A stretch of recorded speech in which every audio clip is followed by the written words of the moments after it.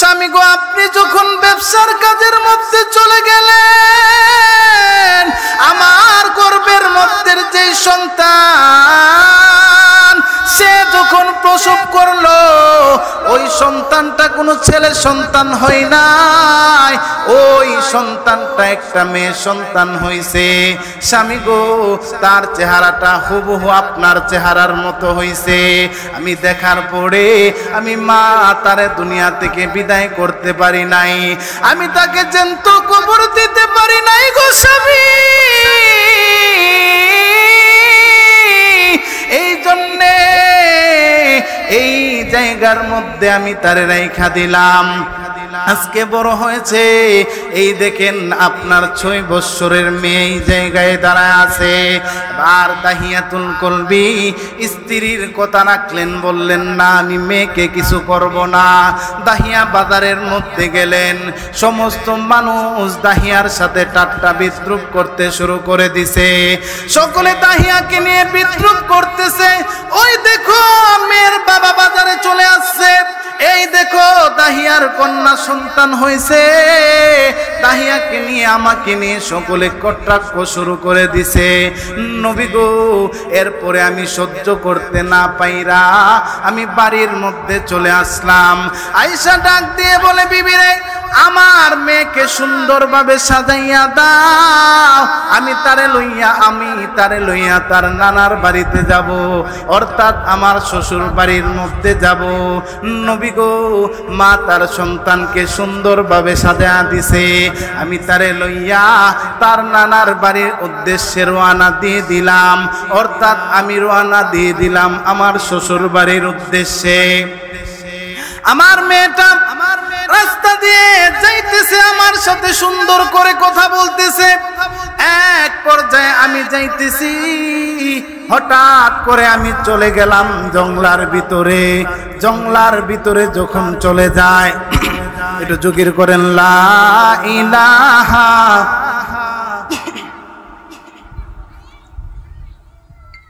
ইল্লাল্লাহ, লা ইলাহা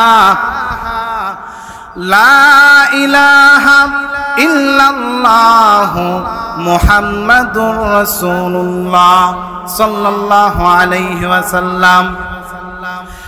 ইয়া রাসূলুল্লাহ, আমি যখন জঙ্গলার ভিতর দিয়ে আমার মেয়েকে নিয়ে যাইতেছি, হঠাৎ করে জঙ্গলার ভিতর দিয়ে একটা রাস্তা চলে গেছে, ওই রাস্তা দিয়ে আমি যাই।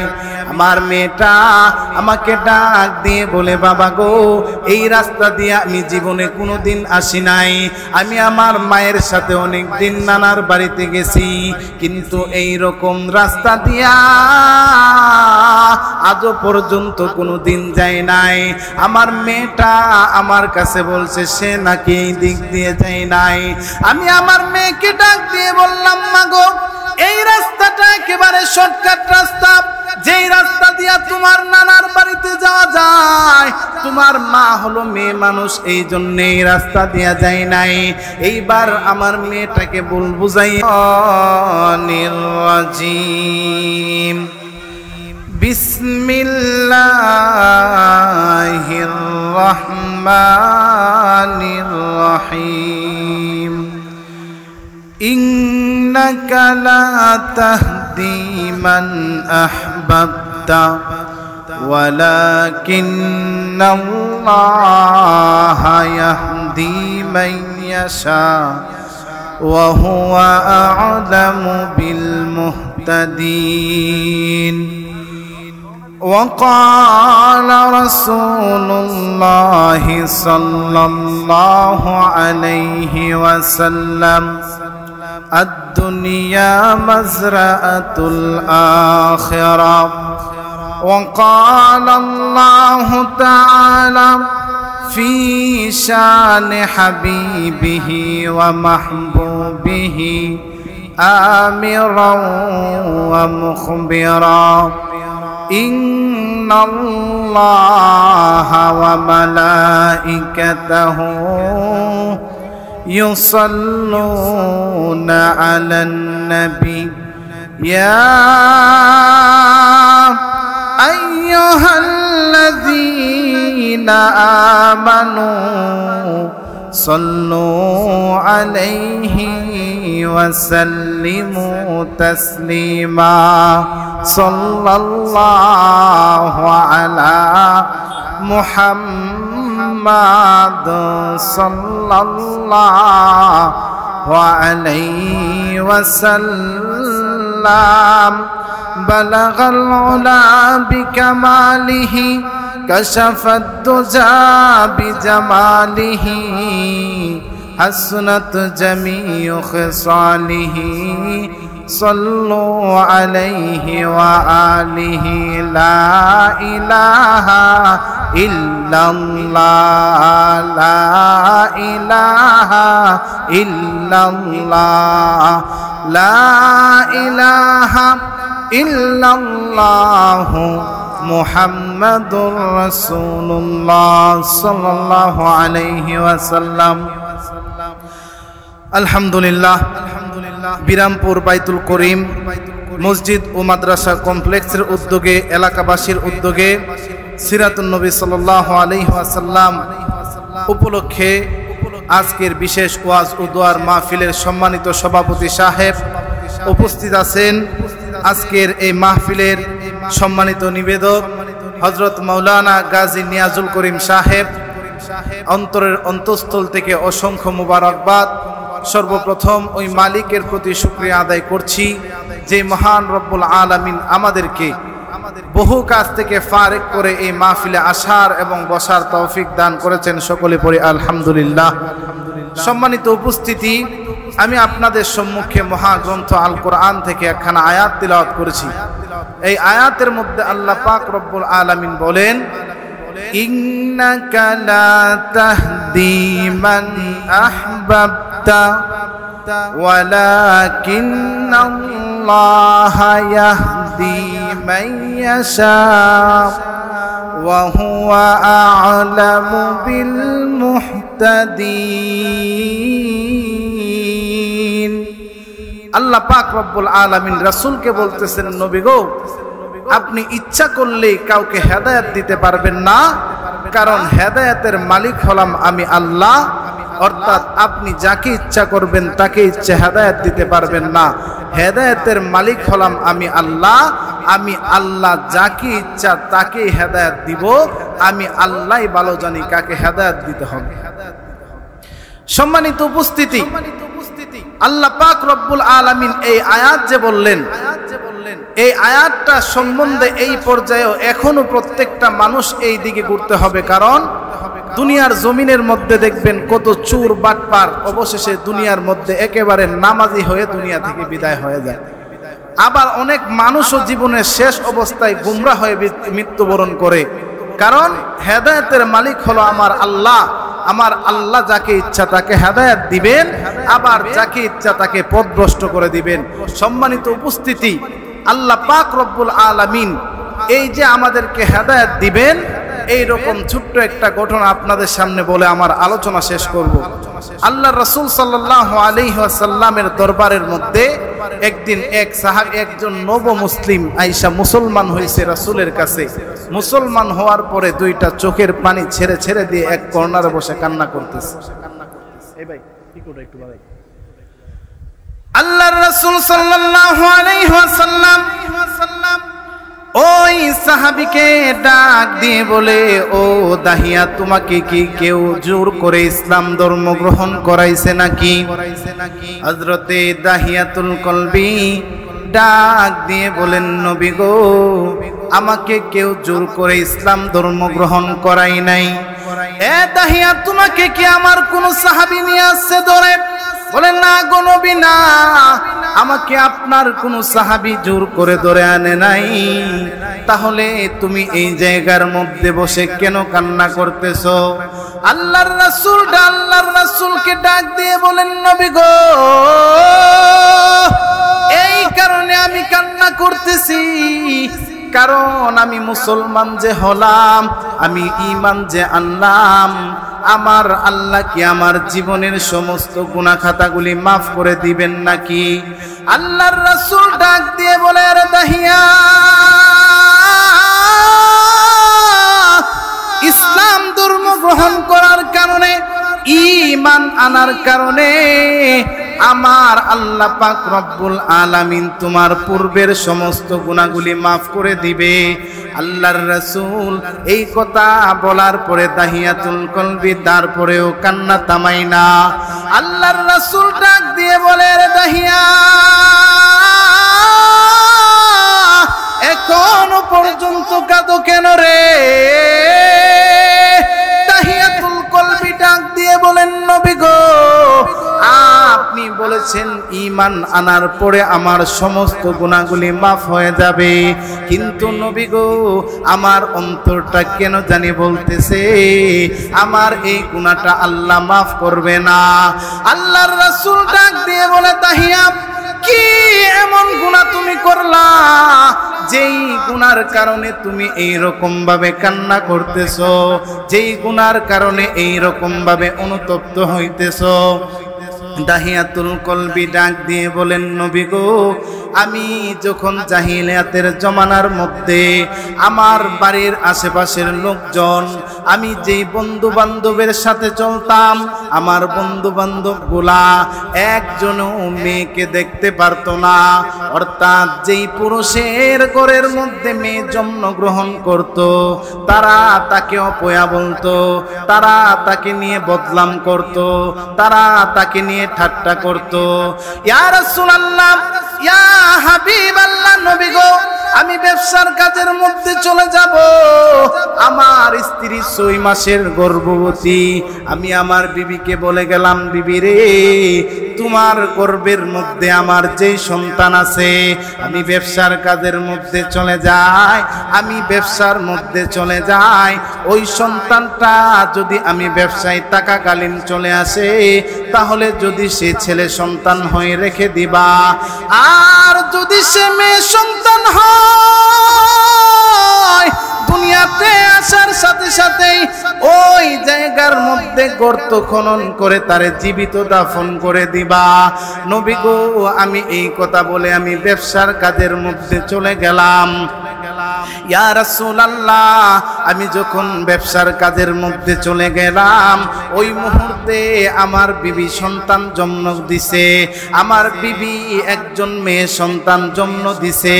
আমি 6 বছর পরে ব্যবসার কাজ থেকে আবার বাড়ির মধ্যে চলে আসলাম। বাড়ির মধ্যে চলে আসার পরে সকলেই আমাকে দেখার জন্য আসছে, আমার বিবি দৌড়াইয়া আমাকে দেখার জন্য আসে, আর সাথে একটা ছোট্ট মেয়ে, অনেক সুন্দর চেহারাটা দেখতে, সেও আমার সাথে সাথে দৌড়াইয়া চলে আসছে মায়ের সাথে সাথে আমাকে দেখার জন্য। আমি চায়া দেখলাম ওই চেহারাটা এত সুন্দর, সে চেহারাটা শুধু আমার দিকে আকৃষ্ট করতেছে। আমি আমার বিবিকে ডাক দিয়ে বললাম, বিবি রে, কে এই বাচ্চাটাকে? আমার বিবি আমার কোনো কথার উত্তর দিল না। আমার বিবি ডাক দিয়ে বলেন, স্বামী গো, এতদিন পরে ব্যবসা করে আপনি বাড়ির মধ্যে আসছেন, আগে বাড়ির মধ্যে চলেন, আগে খাবার দাবার করেন, তারপরে এর উত্তর দিব। ওগো নবীজি, আমার স্ত্রী আমাকে বলে নাই, আমাকে ঘরের মধ্যে নিয়ে গেছে, আমাকে খাবার দাবার খাওয়াইয়া আমি যখন শুয়ে রেস্ট নিতেছি, ওই মুহূর্তে আমার বিবি আমার কাছে গিয়ে বসছে। আমার ডাক দিয়ে বলে, প্রাণের স্বামী গো, জীবনে কোনোদিন আপনার কাছে কোনো জিনিসের আবদার করি নাই, কিন্তু আজকে একটা জিনিসের আবদার করব, সেই জিনিসটা আপনি রাখতে হবে। স্বামী গো, আমার সেই জিনিসটা হলো, আপনি যখন ব্যবসার কাজের মধ্যে চলে গেছেন, আপনি যখন ব্যবসা করার জন্য চলে গেলেন,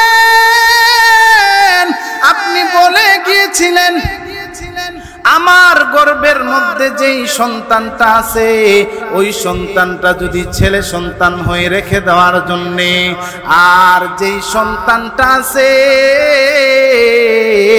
ওই সন্তানটা যদি মেয়ে সন্তান হয়, তাহলে তাকে ওই জায়গার মধ্যে কবর দেওয়ার জন্যে। কিন্তু স্বামী গো, আপনি যখন ব্যবসার কাজের মধ্যে চলে গেলেন, আমার গর্ভের মধ্যে যেই সন্তান,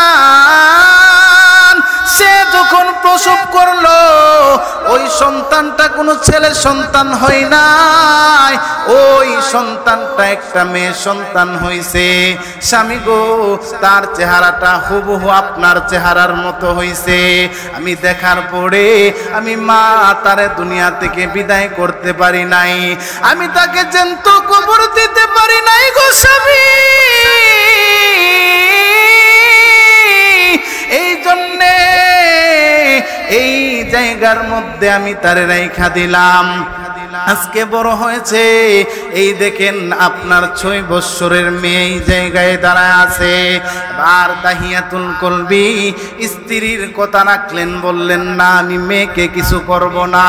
দাহিয়া বাজারের মধ্যে গেলেন, সমস্ত মানুষ দাহিয়ার সাথে ঠাট্টা বিদ্রুপ করতে শুরু করে দিছে। সকলে দাহিয়াকে নিয়ে বিদ্রুপ করতেছে।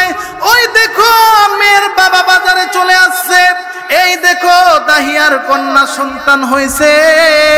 দাহিয়াকে নিয়ে আমাকে নিয়ে সকলে কটাক্ষ শুরু করে দিছে। নবী গো, এরপরে আমি সহ্য করতে না পাইরা আমি বাড়ির মধ্যে চলে আসলাম।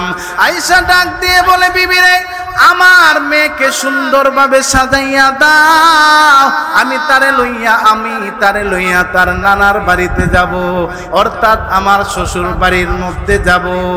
নবী গো, মা তার সন্তানকে সুন্দরভাবে সাজায়া দিছে। আমি তারে লইয়া তার নানার বাড়ির উদ্দেশ্যে রওনা দিয়ে দিলাম, অর্থাৎ আমি রওনা দিয়ে দিলাম আমার শ্বশুর বাড়ির উদ্দেশ্যে। আমার মেয়েটা রাস্তা দিয়ে যাইতেছে, আমার সাথে সুন্দর করে কথা বলতেছে। এক পর্যায়ে আমি যাইতেছি, হঠাৎ করে আমি চলে গেলাম জঙ্গলার ভিতরে। জঙ্গলার ভিতরে যখন চলে যায়, একটু জিকির করেন লা ইলাহা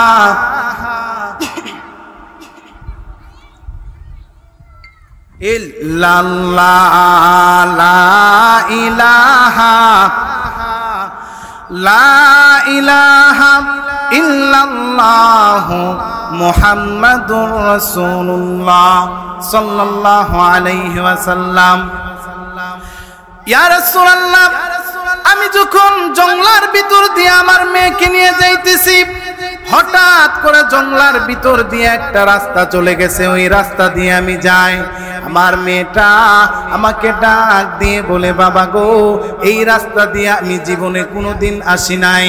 আমি আমার মায়ের সাথে অনেক দিন নানার বাড়িতে গেছি, কিন্তু এই রকম রাস্তা দিয়া আজও পর্যন্ত কোনোদিন যায় নাই। আমার মেয়েটা আমার কাছে বলছে সে নাকি এই দিক দিয়ে যায় নাই। আমি আমার মেয়েকে ডাক দিয়ে বললাম, মা গো, এই রাস্তাটা একেবারে শর্টকাট রাস্তা, যেই রাস্তা দিয়া তোমার নানার বাড়িতে যাওয়া যায়। তোমার মা হলো মেয়ে মানুষ, এই জন্য এই রাস্তা দিয়া যায় নাই। এইবার আমার মেয়েটাকে বুঝাইয়া আমি তারে কোলে নিয়ে এই রাস্তা দিয়া যাইতে শুরু করে দিলাম। আমার মেয়েটা আমার কুল থেকে আমার সমস্ত শরীরটা মুছে দিতেছে, আমার মুখটা মুছে দিতেছে, আর বলতেছে, আব্বু এত কষ্ট করে করে হাইটা যাইতেছো, আমাকে এইরকম ভাবে আদর করতেছে। হঠাৎ করে জঙ্গলার ভিতরে গিয়া একটা কুদাল বের করলাম আর একটা টুকরি বের করলাম। আমার মেয়েটা ডাক দিয়ে বলে, আব্বু গো, এই জঙ্গলার ভিতরে আপনি কুদাল আর টুকরি কেন বের করলেন? আমি আমার মেয়েটাকে ডাক দিয়ে বললাম, মারে, এই জায়গার মধ্যে আমি একটা গর্ত খনন করব, আমার একটু কাজ আছে। আমার মেয়েটাকে পাশে দাঁড় করাইলাম, আর আমি গর্তটা খনন করতে করতে আস্তে আস্তে নিচের দিকে যাইতে লাগলাম। আমার মেয়েটা দেখতেছে আমার সমস্ত মুখটা ঘেমে যাইতেছে, আমার মেয়েটা আমার মুখটা মুছে মুছে দিতেছে, আর ডাক দিয়ে বলে, বাবা, এইরকম একটা কষ্টের কাজ তুমি না করলেও পারতা। এই জায়গার মধ্যে গর্ত খনন করার যদি প্রয়োজন হতো, তাহলে বাড়ি থেকে 2 জন লোক নিয়ে আসতে পারতা। ইয়া রাসূলুল্লাহ, এইরকম ভাবে আমার মেয়েটা আমাকে বলতেছে, এরপরে আমার মনে একটু মায়া লাগে নাই, এরপরেও আমার মেয়েটার জন্য একটু দয়া লাগে নাই। আমি আমার মেয়েটারে ওই গর্তের পাশে নিয়ে দাঁড় করাইলাম। গর্তটা দেখার পরে আমার মেয়েটা চিৎকার দিয়ে উঠলো আর ডাক দিয়ে বলে, বাবা গো, এত বড় গর্ত কেন খুঁড়লা? চট করে আমার মেয়ের দুইটা পা আমি বেঁধে ফেললাম, তার দুইটা হাত আমি বেঁধে ফেললাম। বেঁধে ফেলার পরে আমার মেয়েটা বুঝে ফেললো তারে আমি দুনিয়া থেকে বিদায় করে দিব। আমার মেয়েটা ডাক দিয়ে বলে, আব্বু এখন আর বুঝার বাকি নাই, আপনি কোন কারণে গর্ত করলেন আর কোন কারণে আমার হাত পা বাঁধা দিলেন? আব্বু গো, আমি মেয়ে হয়েছি বলে আমাকে আপনি দুনিয়া থেকে বিদায় করে দিবেন। এ আব্বু, আমারে মাইরেন না, আমি কথা দিলাম গো বাবা, আমাকে আপনি ছাইরা দেন, আমি চলে যাব, আমি অনেক দূর, বহু দূরে চলে যাব, কিন্তু কোনোদিন আপনাকে আমি আব্বু বলে ডাক দিব না, আমার ছাইরা দেন, আমি আপনার কাছ থেকে চলে যাব। নবী গো, আমার পাষণ্ড হৃদয়টা গলে নাই। আমি আমার মেয়েটাকে একটা ধাক্কা মাইরা ওই গর্তের মধ্যে তারে ফালায়া দিলাম। আমার মেয়েটা গর্ত থেকে ডাক দিয়ে বলে, আব্বু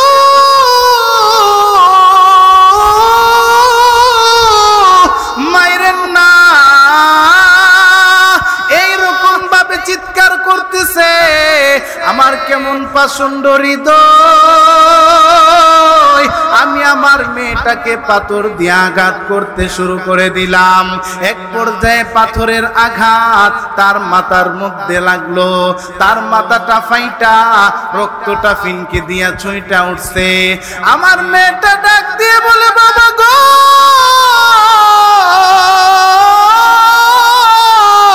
আমারে মাইরেন না, আমি কোনোদিন পরিচয় দিব না, আমি যে দাহিয়ার মেয়ে এই পরিচয় দিব না, আমারে আপনি ছাইরা দেন, আমি চইলা যাব দূর দূরে। নবী গো, তারে আমি পাথর দিলাম, আমি তার উপরে বালি দিলাম, একেবারে চাপা দিয়া ওই জায়গা থেকে চলে আসলাম। কিন্তু নবী চলে আসার পরে আমার বিবিকে যখন এই কথাটা বললাম, আমার বিবি পাগলের মতো হয়ে গেছে, আর আমার বিবির অন্তরের মধ্যে ব্যথা পেয়ে গেছে, আর আমার অন্তরের মধ্যে ওই যে আব্বু বলে ডাক দিছিল, এখনো পর্যন্ত ওই ডাকটা আমার অন্তরের মধ্যে বাজে, আমার কানের মধ্যে বাজে। এই জন্যে আমি আইসা আপনার কাছে মুসলমান হইলাম। ইয়া রাসূলুল্লাহ, ইয়া হাবিবাল্লাহ, নবী গো, এই গুনাহ কি আমার আল্লাহ মাফ করবনি? আমার রাসূল ডাক দিয়ে বলে, দাহিয়া রে, তুমি ঈমান আনার কারণে আমার আল্লাহ তোমার এই গুনাহটা পর্যন্ত মাফ করে দিবে, তারপরেও তুমি কেমনে পারলা এইরকম জঘন্য কাজ করার জন্যে? আমার রাসূল দুইটা চোখের পানি ছেড়ে ছেড়ে দিয়া কান্দে। এ যুবক ভাই, ভালোভাবে লক্ষ্য করে দেখেন, এর চাইতে তো বড় গুনাহ আমরা করি নাই, তারপরেও যদি ওই মালিকের কাছে আমরা মাপ চাই, আমার আল্লাহ কিন্তু আমাকে মাফ করে দিতে সর্বদাই ঘোষণা দিয়ে রাখছেন। আল্লাহর কাছে হেদায়েতের চাবিকাঠি, অর্থাৎ মালিকের কাছে নত হন, মালিক মাফ করে দিলে আমরা দুনিয়ার মধ্যে সফল কাম, আখিরাতেও সফল কাম। ঠিক না ঠিক জোরে কোন? এজন্য স্বল্প মুহূর্ত আলোচনা করলাম। আল্লাহ পাক রব্বুল আলামিন আমাদের সকলকে আমল করার তৌফিক দান করুক।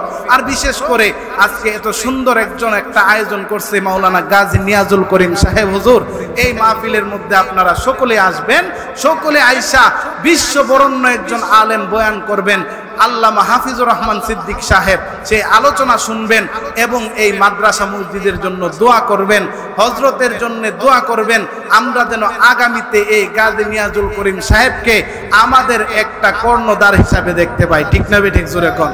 আল্লাহ পাক রব্বুল আলামিন হজরতকে সহ আমাদের সকলকে কবুল করুক। আসসালামু আলাইকুম ওয়া রাহমাতুল্লাহ।